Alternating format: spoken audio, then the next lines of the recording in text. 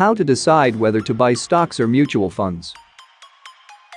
But before starting the video, we invite you to subscribe to our channel for new and interesting videos. Number 1. Understanding stocks.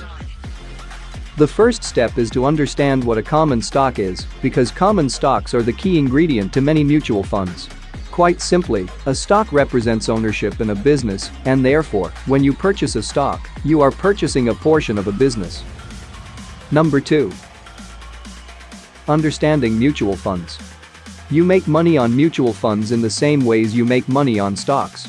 The value of your mutual fund units will rise depending on how the underlying stocks do, which increases your wealth over time, and which you can sell for a profit. Number 3. Determining which type of investment is right for you. The first step to choosing individual stocks versus mutual funds is to understand your risk tolerance. Due to diversification, purchasing mutual funds is typically lower risk, as your investment will be mostly immune from the risk of one company performing poorly. Number 4.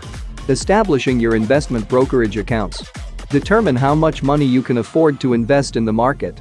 Because stock and mutual fund purchases can drop in value, particularly in the short term, you should never invest money you might need for short-term living expenses or in case of an emergency.